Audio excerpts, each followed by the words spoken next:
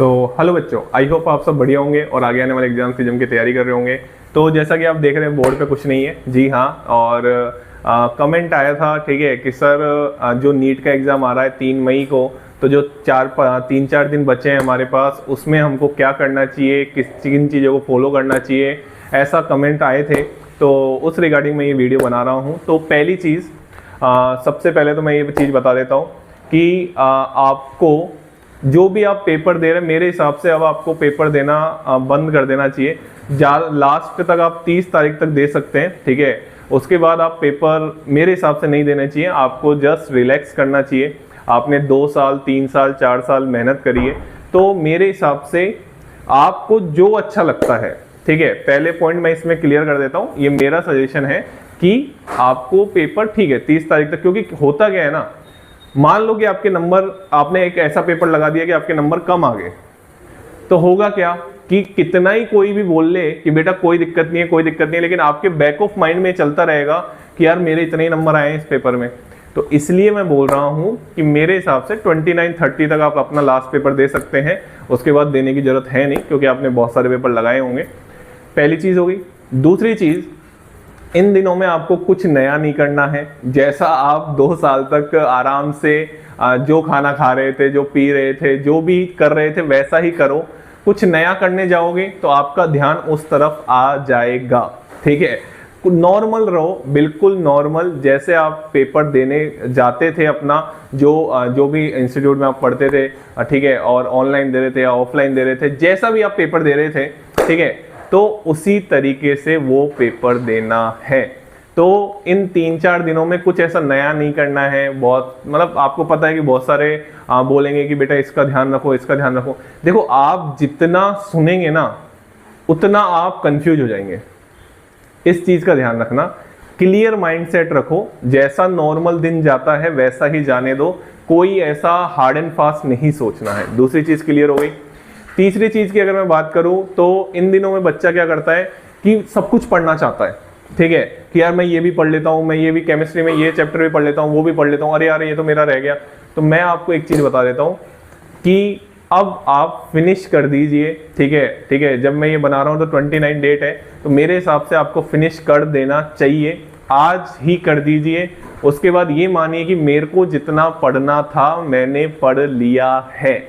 आप जब तक अपने माइंड में ये 2-4 बार नहीं बोलेंगे, जब तक आपका माइंड आपको ये बताता जाएगा कि यार ये भी पढ़ लेता हूँ, ये भी पढ़ लेता हूँ, ये भी पढ़ लेता हूँ, और यकीन मानिए कि अगर आपसे गलती से कुछ रह गया तो आपका माइंड उसी चीज पे घूमता रहेगा।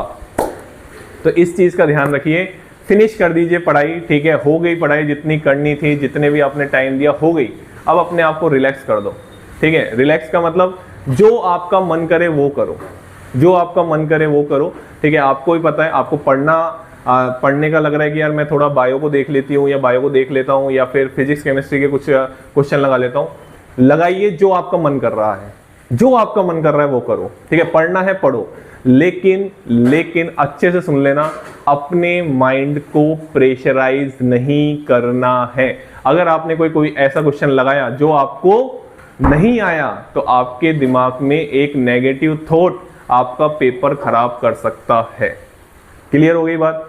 नेक्स्ट चीज मैं ये चीज बताऊंगा कि अगर जैसे अभी गर्मी बहुत पड़ रही है, ठीक है, पूरे इंडिया में गर्मी बहुत पड़ रही है, तो थोड़ा सा ध्यान रखें, ठीक है। हेल्थ का थोड़ा सा, मतलब थोड़ा सा इसलिए बोल रहा हूँ, ज्यादा उस पर फोकस ना करें कि मेरे को हेल्थ ठीक करनी है, हेल्थ ठीक करनी है।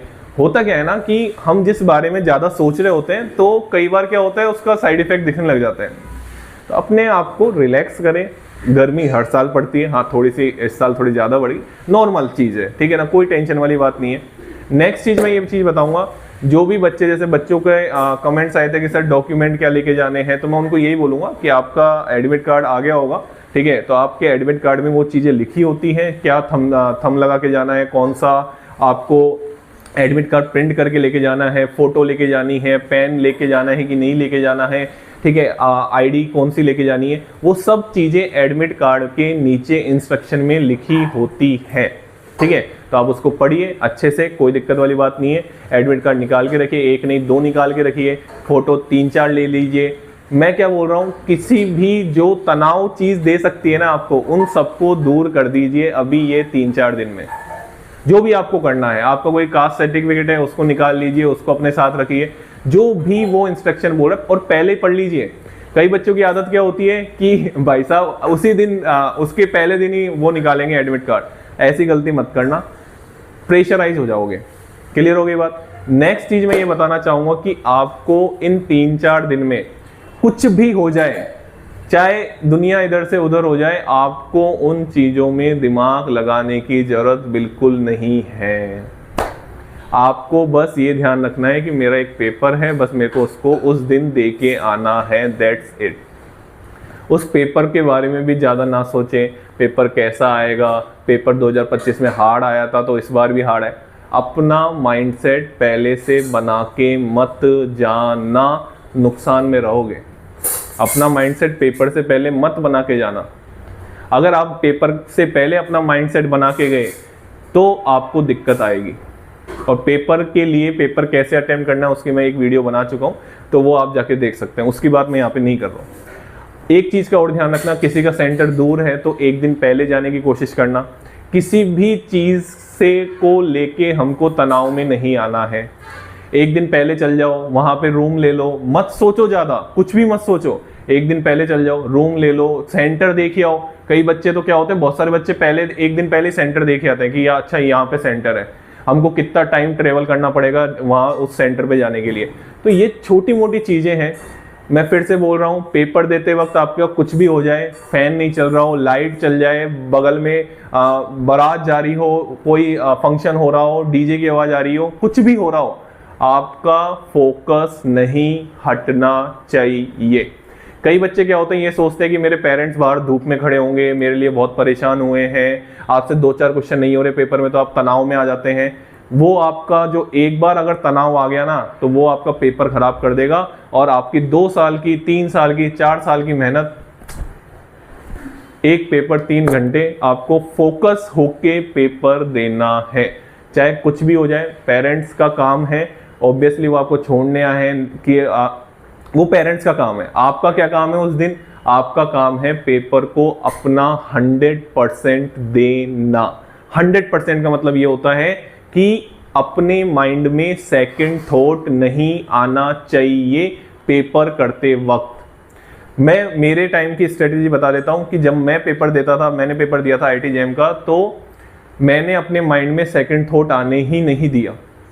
मैंने इतना स्पीड से पेपर करा, मतलब स्पीड का मतलब समझ रहे हो, ऐसा भी नहीं था कि A ऑप्शन आ रहा है B टिक कर दिया, इतना भी जल्दी नहीं करना है। हाँ, लेकिन अपने माइंड को सेकंड थॉट कब नहीं आएगा सेकंड थॉट? जब आप अपनी स्पीड नहीं मेंटेन रखोगे। स्पीड मेंटेन रखोगे तो आपका माइंड सेकंड थॉट नहीं आएगा, माइंड में सेकंड थॉट नहीं आएगा। इस चीज का जरूर ध्यान रखना।